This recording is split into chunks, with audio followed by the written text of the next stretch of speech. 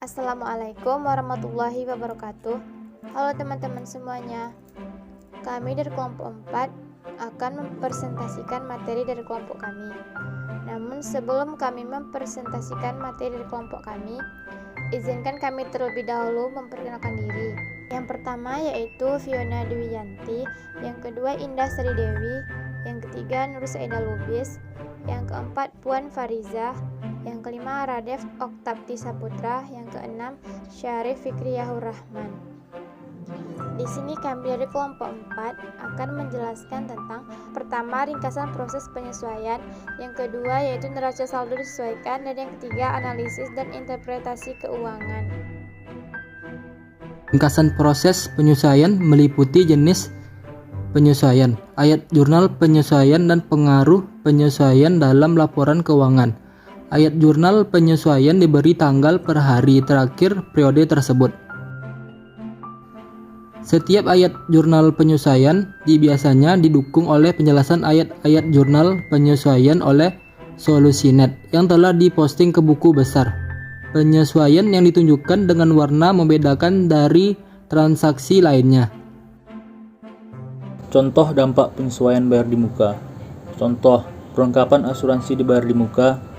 Alasan penyesuaian yaitu beban dibayar di muka atau aset telah digunakan atau dikonsumsi dalam operasi bisnis. Ayat jurnal penyesuaian, beban sebelah debit, lalu aset sebelah kredit. Contoh dari Solusinet yaitu beban perlengkapan pada perlengkapan sebesar 1.240.000, lalu beban asuransi pada asuransi bayar di muka sebesar 200. Dampak laporan keuangan jika jurnal penyesuaian diabaikan. Laporan laba rugi yaitu pendapatan tidak terdampak, beban kurang saji, laba neto lebih saji. Laporan posisi keuangan yaitu aset lebih saji, liabilitas tidak terdampak, ekuitas pemilik, modal dan lebih saji. Lalu contoh pendapatan yang masih akan diterima. Sebagai contoh, jasa telah diberikan tetapi belum ditagihkan bunga yang masih akan diterima. Alasan penyesuaian, jasa telah diberikan kepada pelanggan tetapi belum ditagihkan atau dicatat. Pendapatan bunga telah terjadi tetapi belum diterima atau dicatat. Ayat jurnal penyesuaian, aset sebelah debit, lalu pendapatan sebelah kredit. Contoh dari Solusinet, piutang usaha pada pendapatan jasa sebesar 500. Dampak laporan keuangan jika jurnal penyesuaian diabaikan yaitu laporan laba rugi, pendapatan kurang saji, beban tidak terdampak, laba neto kurang saji. Laporan posisi keuangan yaitu aset kurang saji, liabilitas tidak terdampak, ekuitas pemilik, modal dan kurang saji. Neraca saldo disesuaikan. Neraca saldo disesuaikan atau adjusted trial balance merupakan saldo-saldo buku besar setelah disesuaikan dengan keadaan akhir tahun atau keadaan saat menyusun laporan keuangan suatu usaha. Pada neraca saldo yang telah disesuaikan adalah nilai saldo-saldo tertentu dalam neraca saldo. Neraca saldo disesuaikan memeriksa keseimbangan jumlah saldo debit dan kredit sebelum menyiapkan laporan keuangan. Jika neraca saldo disesuaikan tidak berimbang, berarti kesalahan telah terjadi. Kesalahan tersebut dapat timbul meskipun neraca saldo disesuaikan telah lama. Sebagai contoh, jumlah neraca saldo disesuaikan akan sama jika ayat jurnal penyesuaian ditiadakan.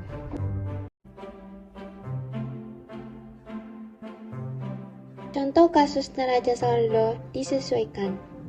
PT Cerah Gemilang, neraca saldo 31 Desember 2018. Nama akun kas 7.500 di debit, nama akun piutang usaha 3.500 di debit, nama akun persediaan 1.600 di debit, nama akun perlengkapan umum 2.500 di debit, nama akun aset tetap 17 juta di debit, nama akun utang usaha 10 juta di kredit, nama akun utang pinjaman 11.100 di kredit, nama akun modal Pak Anwar 15 juta di kredit, nama akun Prive Pak Anwar 8 juta di debit, nama akun pendapatan penjualan 11 juta di kredit, nama akun biaya administrasi 1.800.000 di debit, nama akun biaya gaji 5 juta di debit, Nama akun, biaya pajak dan bunga, 200.000 di debit. Jadi, total semua saldo akun yang ada di debit 47.100.000 dan total saldo yang ada di kredit 47.100.000. Selanjutnya, pada akhir periode terdapat beberapa entry atau jurnal penyesuaian sebagai berikut. Desember per 31. Piutang usaha pada pendapatan penjualan sebesar Rp400.000. Biaya utilitas pada utang utilitas sebesar Rp1.900.000. Biaya perlengkapan umum pada perlengkapan umum sebesar Rp700.000. Beban penyusutan aset tetap pada akumulasi penyusutan aset tetap sebesar Rp800.000. Setelah memposting jurnal, beberapa item dalam neraca saldo belum disesuaikan akan berubah. Yang pertama, piutang usaha di debit sehingga meningkat Rp400.000, sedangkan pendapatan penjualan dikreditkan akan meningkat sejumlah Rp400.000.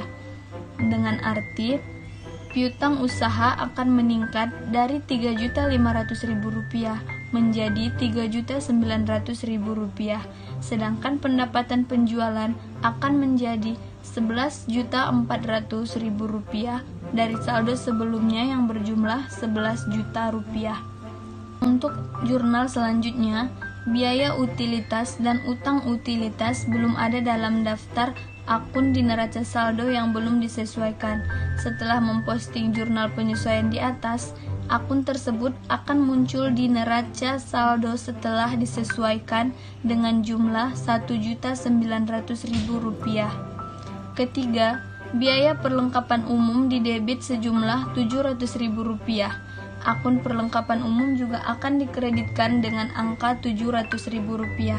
Setelah disesuaikan, akun perlengkapan umum memiliki saldo debit sejumlah Rp1.800.000 atau berkurang Rp700.000, dan akun biaya perlengkapan umum akan muncul di neraca saldo setelah disesuaikan dengan nilai Rp700.000. Terakhir, belum ada akun beban penyusutan atau depresiasi dan akumulasi penyusutan aset tetap pada neraca saldo yang belum disesuaikan. Setelah melakukan jurnal penyesuaian, kedua akun tersebut akan muncul di neraca saldo setelah disesuaikan dengan nilai masing-masing sejumlah Rp800.000. Setelah didapat jurnal ayat penyesuaian, dapat dibuat dalam neraca saldo disesuaikan sebagai berikut. PT Cerah Gemilang, neraca saldo setelah disesuaikan 31 Desember 2018.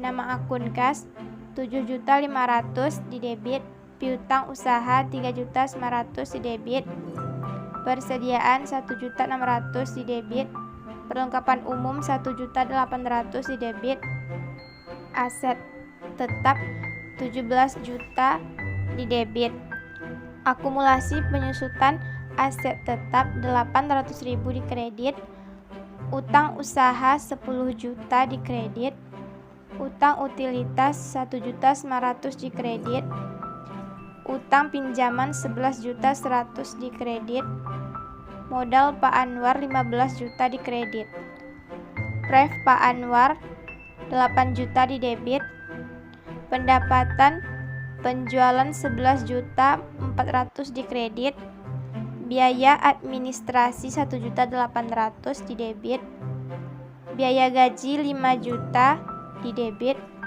pajak dan bunga 200.000 di debit, biaya utilitas 1.900.000 di debit, biaya perlengkapan umum 700.000 di debit, beban penyusutan aset tetap 800.000 di debit.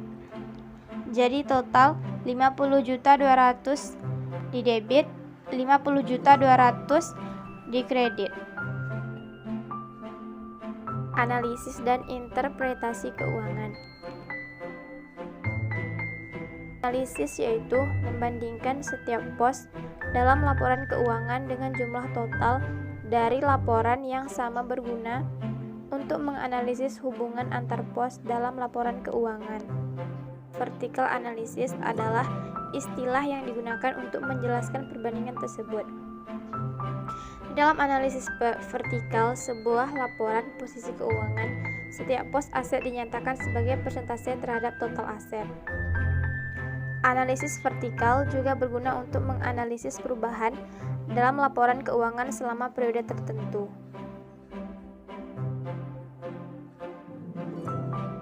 Dalam analisis vertikal sebuah laporan posisi keuangan, setiap pos aset dinyatakan sebagai persentase terhadap total aset.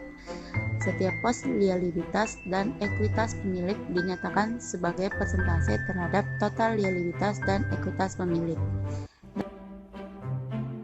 Dalam analisis vertikal laporan laba rugi, setiap pos dinyatakan sebagai persentase terhadap pendapatan atau pendapatan jasa. Analisis vertikal juga berguna untuk menganalisis perubahan dalam laporan keuangan selama periode tertentu. Sebagai ilustrasi, dapat dilihat ilustrasi vertikal pada laporan laba rugi selama 2 tahun pada kantor konsultan hukum Sitompul dan rekan sebagai berikut. Konsultan hukum dan rekan laporan laba rugi untuk tahun yang berakhir pada 31 Desember, yaitu pendapatan jasa pada tahun kedua jumlah 187.500.000 dengan persentase 100%. Pada tahun ketiga, pendapatan jasa jumlahnya 150 juta dengan persentase 100%. Beban operasi yaitu beban upah pada tahun kedua 60 juta dengan persentase 32%. Pada tahun ketiga, beban upah 45 juta dengan persentase 30%. Selanjutnya yaitu beban sewa pada tahun kedua 15 juta dengan persentase 8%.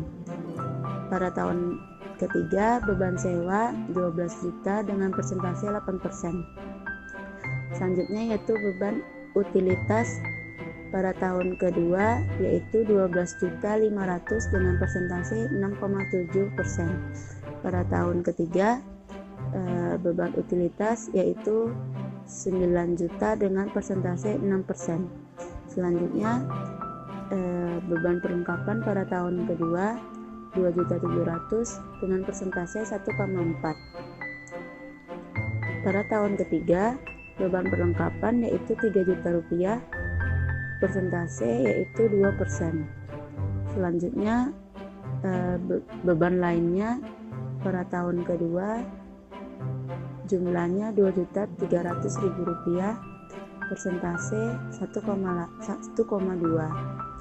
Pada tahun ketiga beban lainnya jumlahnya 1,8 juta dengan persentase 1,2. Total beban operasi pada tahun kedua yaitu 92.500.000 rupiah dengan persentase 9,3%.